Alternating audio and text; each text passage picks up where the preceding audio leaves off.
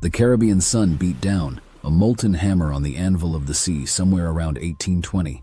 The turquoise expanse, beautiful as a siren's eye, held deadly currents beneath.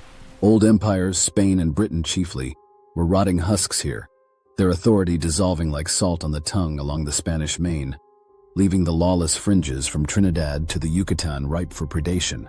Upon this simmering sea hunted El Invencible, a brig sloop whose black sails were not merely cloth, but shadows torn from the darkest night, instantly recognized, universally feared. Her passage carved scars on the waves, her wake choked with the ghosts of plundered merchantmen. The air around her seemed thick with the metallic tang of old blood and the faint, acrid residue of gunpowder. At her heart, gripping the great wheel with inhuman strength, stood the abomination they called Angel Garcia. A human name spat out quickly, nervously. The name that stuck, the one muttered in taverns from Tortuga to Nassau, choked out by dying men, was far more elemental. Cabeza de Perro. Doghead. He wasn't born, he was vomited forth from some forgotten blood-soaked myth, one of the true Cynocephali.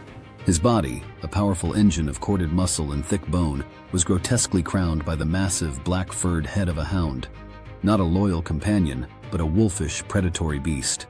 Saliva sometimes dripped from his jaws onto the hot deck planks. His panting breath was a constant, unsettling rhythm aboard the ship, mingling with the scent of tar and unwashed bodies. Amber eyes, deep-set and burning with a chilling, intelligent malevolence, scanned the horizon. His wet, black nose, flared and constantly twitching, sampled the air, deciphering the scents of salt, tar, fish, distant mangrove swamps, and the faint, tantalizing aroma of human fear. Sail sighted! The call came from the masthead lookout, sharp with practiced urgency. 2 points off the starboard bow. Merchant brig, looks heavy laden, running south towards Cartagena. Cabeza de Perro's head swiveled, ears pricked. His claws, thick and yellowed, tapped a restless tattoo on the helm's worn, sun-warmed wood. Silas, his first mate, a bear of a man whose face was a testament to countless brawls, the left side frozen in a permanent snarl from a poorly healed cutlass wound, shielded his eyes against the glare. Aye, Captain. A Spaniard by her lines, maybe the Odaz. Heard she was due out of Kingston. Trim and fast, but riding low. Heavy with cargo or coin. A guttural growl vibrated deep in the Cynocephalus's chest, a sound that wasn't quite animal, not quite human, but pure menace. The crew nearby flinched instinctively, the rough feel of their homespun shirts suddenly clammy against their skin. Oro, Cabeza de Perro rasped, the sound like stones grinding together beneath a layer of fur. silver pesos perhaps, and sweat. They are afraid already. I taste it on the wind. He swept his burning gaze over his assembled devils. Not sailors, these. These were the dregs, the exiled, the ones for whom hell held no novelty. Killers, thieves, deserters from the navies of collapsing empires, men who had fled gallows and firing squads, now bound to this monster by a cocktail of greed and stark, bowel-loosening terror. They'd seen him feed. They knew his teeth and claws were not merely for show.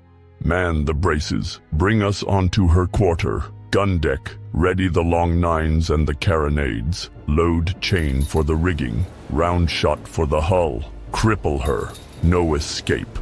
His orders were barked, canine sharp, demanding instant obedience above the creak of timbers and the slap of waves against the hull. Aboard the El Odaz, the afternoon sun warmed the polished teak deck rails. Captain Ramirez, a proud man whose weathered face spoke of decades navigating these treacherous waters, surveyed his ship with satisfaction. She was swift, elegant, his finest command yet.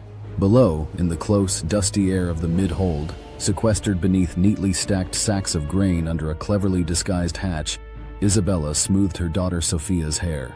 The small space smelled oppressively of Hessian, dried corn, and the faint, lingering scent of bilge water. Will the house have a big garden, Mama? Sophia asked softly, her small voice full of childish certainty, muffled against the rough fabric of her mother's dress. With oranges, like Papa promised? Yes, Mia. Isabella murmured back, forcing warmth into her tone, trying to quell the unease coiling in her own stomach. The heat felt heavier today, the air stiller. A big garden and the sea nearby. Soon. She prayed it was true. Cartagena felt impossibly far across this pirate-infested sea. She could almost taste the salt spray on her lips, mixed with the bitterness of rising anxiety.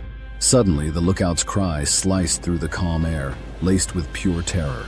Sail! Aft quarter! Black sails! Sweet Mother of God! It's him! El Invincible! The name struck the deck like a physical blow. Crewmen froze, faces blanching under their tan. Ramirez's sea-tanned skin turned ashen, then flushed with adrenaline and fury. Hard aport! He bellowed, his voice cracking like a whip over the sudden frantic sounds of bare feet pounding the deck. Make all sail possible! Gunners, load and stand ready! We might outrun the devil! He drew a heavy naval pistol, checking the flint with a practiced thumb. Mr. Alvarez! He yelled to his first mate, a stocky, capable man already moving. Arm the crew! Axes, pikes, cutlasses! If they catch us, they'll pay for every plank in blood! Aye, Captain. Alvarez shouted back. But it's him. They say he can't be killed. We'll test that legend today, Mateo! Ramirez roared. Move! El Odaz heeled over, canvas groaning as desperate hands hauled ropes slick with sweat and salt, trying to coax every knot of speed from her hull. The wind filled the sails, the ship surged, a gallant, desperate bid for freedom. But the black shape astern grew relentlessly larger, faster, like a hunting shark closing on tiring prey. El Invincible didn't sail, she devoured the distance. The rhythmic thump of her bow wave cutting the sea grew louder. The first roar of cannons wasn't aimed, it was hurled. A calculated brutality designed to maim, not sink outright. Round shot punched through the Odaz's timbers near the stern. The impacts felt like giant fists pounding the hull, vibrating up through the soles of their feet. Splinters, fist-sized and larger, exploded inward, scything through the air with deadly velocity. A scream erupted from below deck as someone was hit. Then came the banshee shriek of chain shot. It tore through the intricate web of rigging like a scythe through grass. Ropes snapped with reports like pistol shots. Blocks flew like deadly projectiles, and the main topgallant sail, beautifully full moments before, shredded into useless ribbons that whipped violently in the wind. Another crash announced the fall of a spar, smashing onto the deck, crushing a water cask. Steering's gone! Someone screamed from the helm, his voice high with panic. Chain shot took the rudder lines! The brig lurched, yawing wildly, suddenly clumsy, her speed bleeding away. She was wounded, helpless, the deck already treacherous with debris. Return fire! Alvarez roared, wiping blood from his brow where a wood chip had struck him, the salty sweat stinging the wound. Give the devil something to chew on! The Odaz's lighter six-pounders spat back, a gesture of defiance more than hope. The lighter shot mostly ricocheted off the pirate's reinforced hull or vanished into the sea with distant splashes. Before the thick, acrid smoke of their own cannons, smelling sharply of sulfur, could clear, heavy iron claws arched across the narrowing gap of water. Thunk! Crunch! Thud! Grappling hooks slammed into the Odaz's railing, biting deep into the wood, locking the two vessels in a death grip.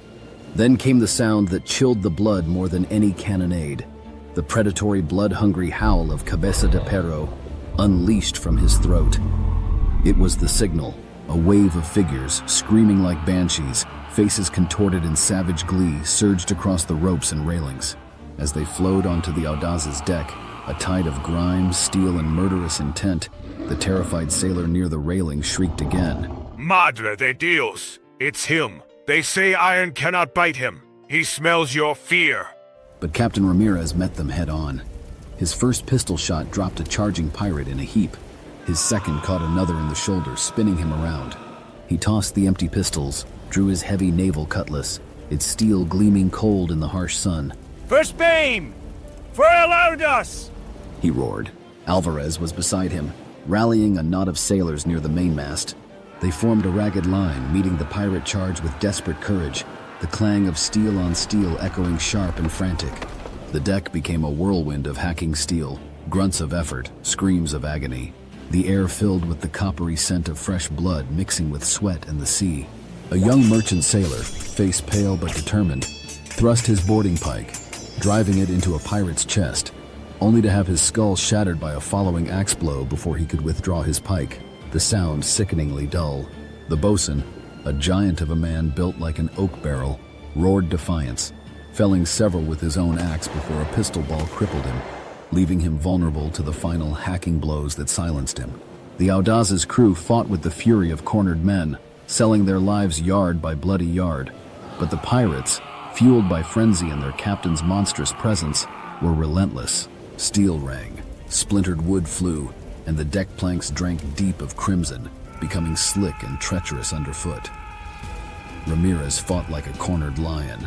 He parried a thrust, sidestepped a clumsy swing, ran his blade through a pirate's throat. He spun, breath rasping, sweat stinging his eyes, the heat radiating from the deck almost unbearable, looking for his next opponent. He found him. Cabeza de Perro landed on the deck with a heavy thud, the impact seeming to shake the ship. He didn't draw a weapon. He moved with a terrifying, unnatural gait, half loping, half stalking. Ramirez raised his sword, heart pounding like a drum against his ribs, staring into those burning amber eyes. He lunged, a desperate, skilled thrust aimed at the monster's chest. Cabeza de Perro didn't parry. He swatted the blade aside with contemptuous ease using a massive forearm, the impact jarring Ramirez to the bone. Before the captain could recover, enormous claw-tipped hands shot out, pinning his arms with crushing force. Ramirez struggled futilely, the rough fur of the creature's arms scratching his skin, staring up into the beast's face, smelling its foul breath. The monstrous head darted forward, jaws agape. Teeth, long and yellowed, clamped down hard on his throat. A wet, ripping sound, half obscured by a low, bestial growl, echoed briefly in the chaos. Cabeza de Perro straightened, dropping the captain's mangled body, a spray of crimson darkening his furred muzzle. The fall of their captain, and the horrifying manner of his death, shattered the last fragments of resistance. The remaining defenders were overwhelmed, cut down where they stood or driven overboard into the uncaring sea. The pirates' victory shouts echoed across the water, as the sounds of fighting faded into moans and the wet, sucking sound of boots on the blood-slicked deck. Below deck, in the suffocating darkness, Isabella held Sophia so tightly the child could barely breathe. She'd pressed her hand over Sophia's mouth at the first inhuman howl and kept it there. Every crash, every scream from above resonated through the planks, vibrating into their small hiding place. Now, an unnerving quiet, punctuated by heavy footsteps, dragging sounds, coarse laughter. The stench intensified.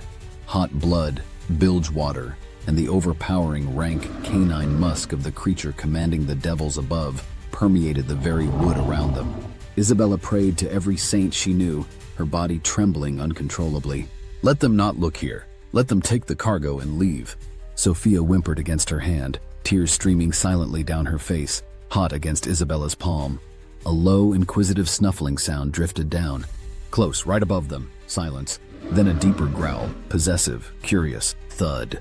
Something heavy landed squarely on the false hatch. Claws scraped against the wood, sending tiny splinters down onto them.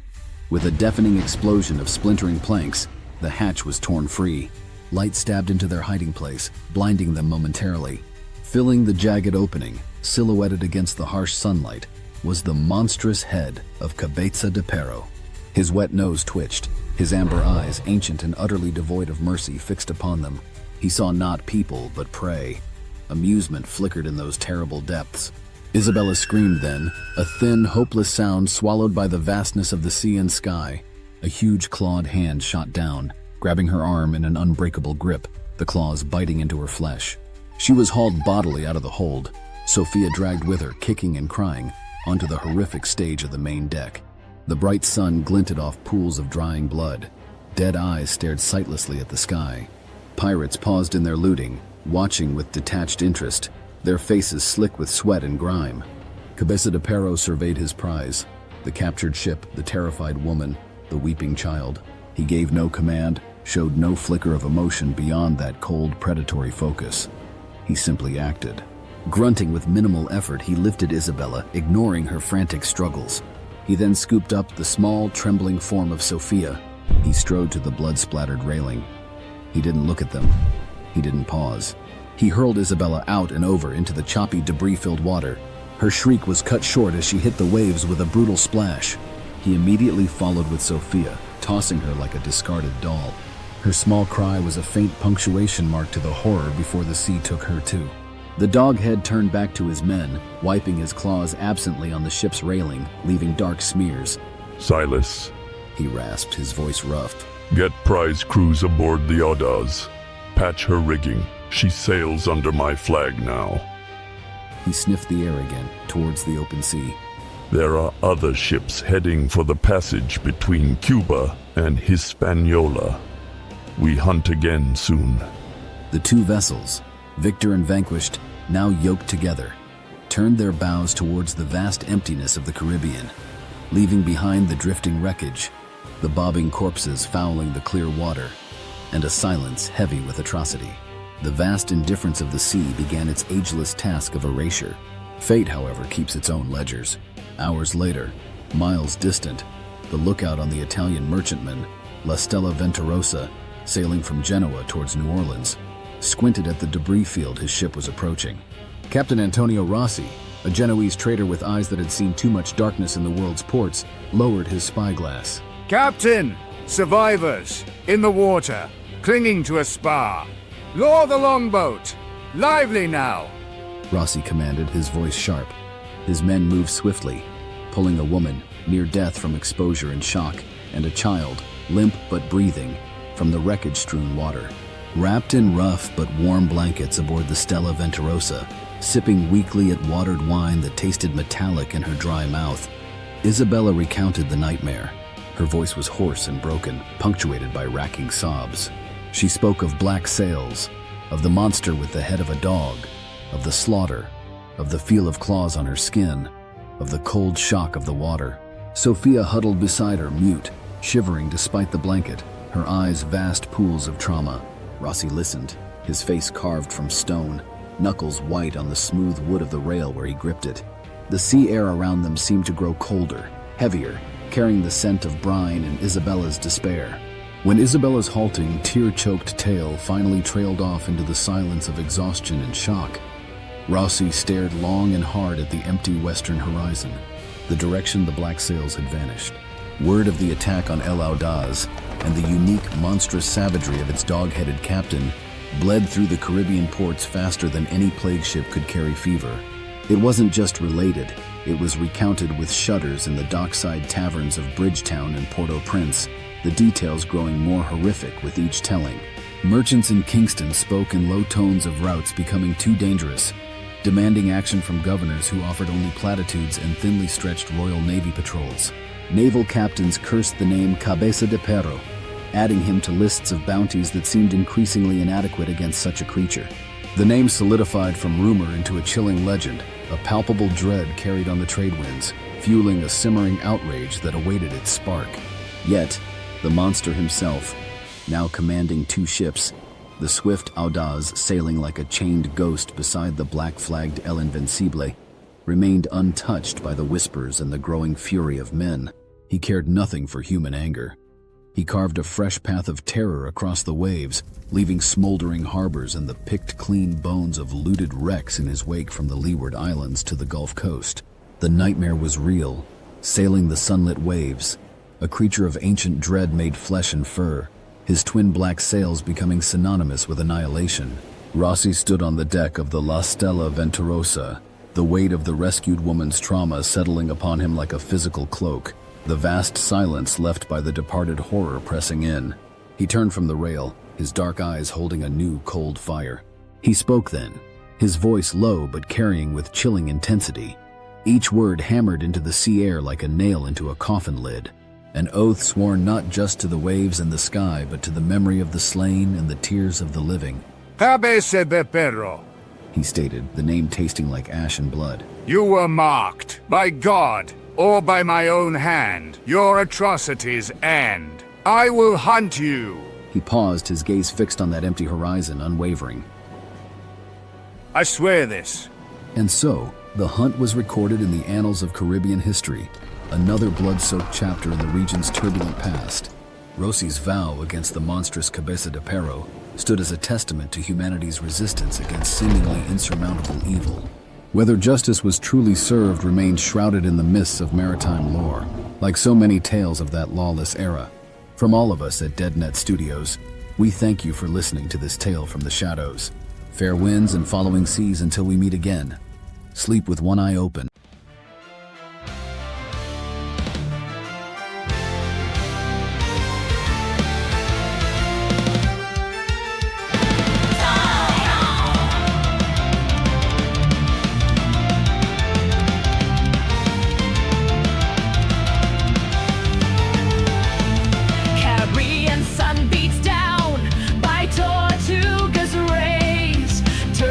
Flips to crimson in the bloody haze. Black claw sails like shadows on the main. El invincible thirst for plunder, blood, and pain. Hey, hey, fear on the salty spray. Doghead is hungry. No one sails away.